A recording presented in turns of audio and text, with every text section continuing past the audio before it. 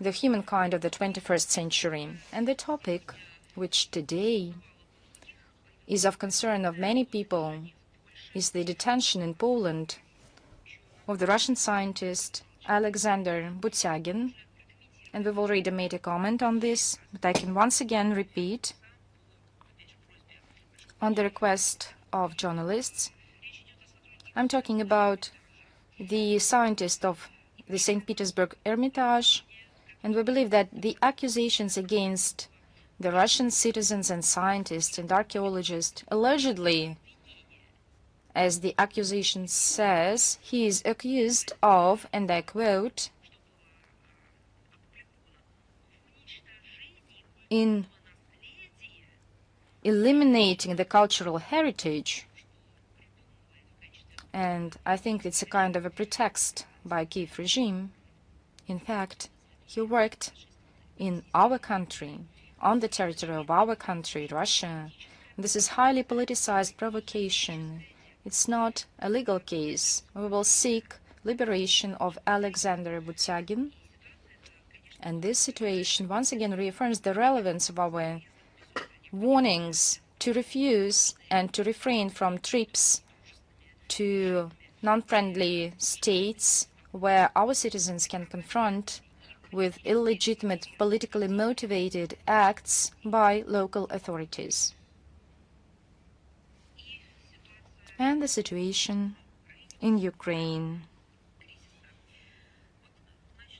I will start by saying that yesterday many countries in the West were surprised, and there was a statement by Keir Starmer in the parliament, it was yesterday, where he publicly confirmed the information on the death on the 9th of December of the British military of someone named Hooley, the death of the British citizens and subjects. This is the responsibility of the British government. There is a minor comment. He died in Ukraine. And many people in the UK and in other Western countries wondered, what did he do there? The presence of the British military in Ukraine is no secret to anyone. There's no secret to anyone, to all those reasonable people. We've warned about the provocations in 2022, the provocations by the UK government in Ukraine against Russia.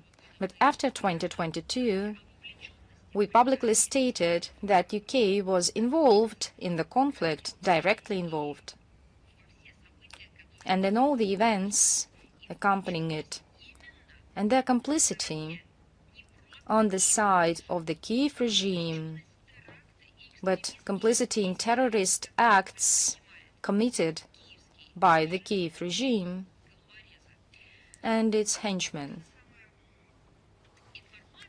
So this information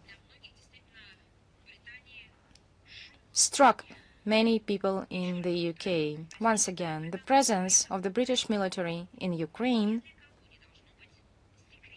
should not be a surprise to anyone. And if we hear such surprise outcries, then this will show that Great Britain is undergoing an outrageous propaganda preventing the truth about their compatriots. So, what's interesting here? We've heard on many occasions from officials in London, not to mention the fact that the subjects of the UK, the military in Ukraine, do their service, but a kind of a restricted duties, including the protection of the diplomatic corps in Ukraine and employing the Ukrainian army, and nothing else. They do nothing else there. But in the statements by Starmer, It was all got right when the authorities publicly announced about the death of their military during the conflict. And the head of the cabinet said that this military helped Ukraine to fight for freedom. And we need to know the details, and we'll find them out. But London should be honest with what he was doing. And I'm talking about this soldier and military, I'm sorry. Maybe somewhere in the UK started to prepare the public opinion to the military losses in Ukraine, the unprecedented number of losses. Indeed, and the government of the United Kingdom will be compelled to speak about this topic with their own citizens. And I know that they hesitate to talk about the crimes, for example, in Afghanistan, committed by the UK. But sometime later, they will have to answer all the requests, including from the law enforcement authorities.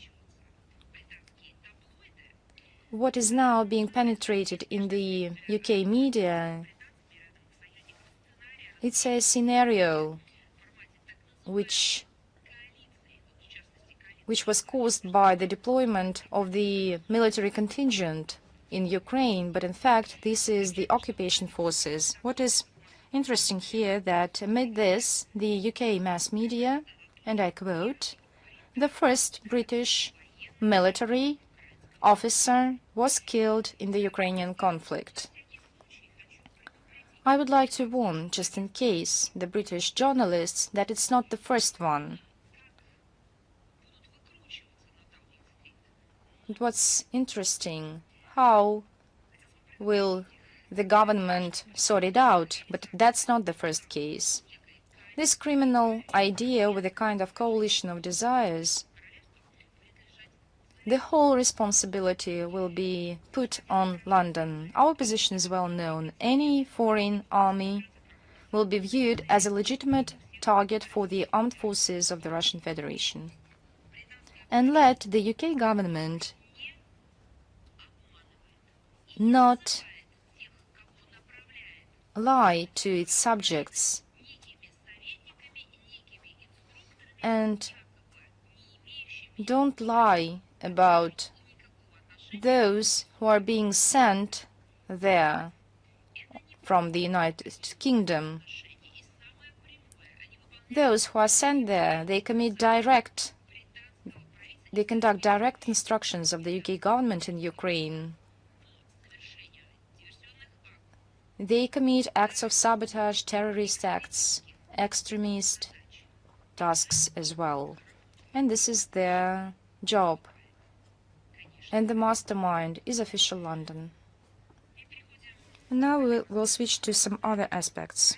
In Ukraine, the Kyiv neo-Nazi regime continues to commit war crimes and acts of terrorism against Russia. Within the last week, the Ukrainian shells and drones injured 65 people. 7 died, 58 injured, including 1 child.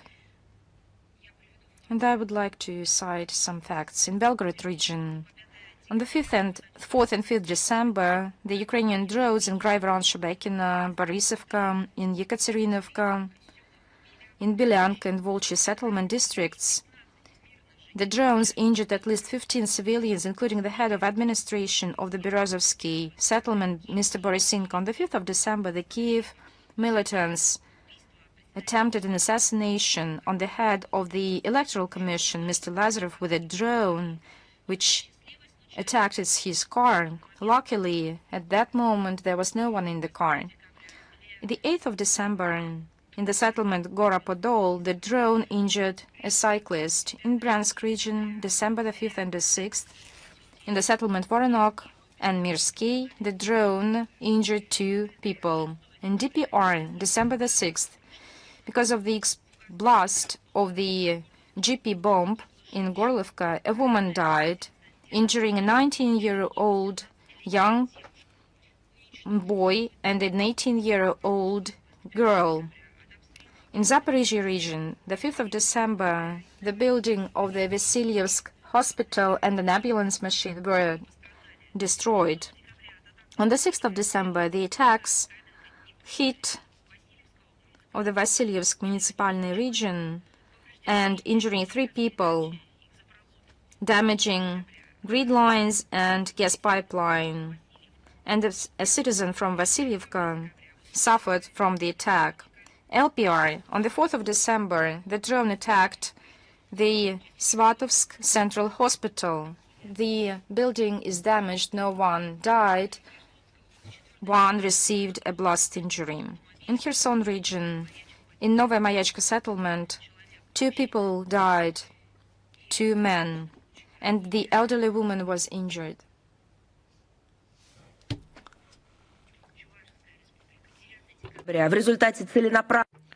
Chuvashia region on December 9th, as a result of a targeted strike by Ukrainian UAV on a residential building in Cheboksar, at least 14 people were injured.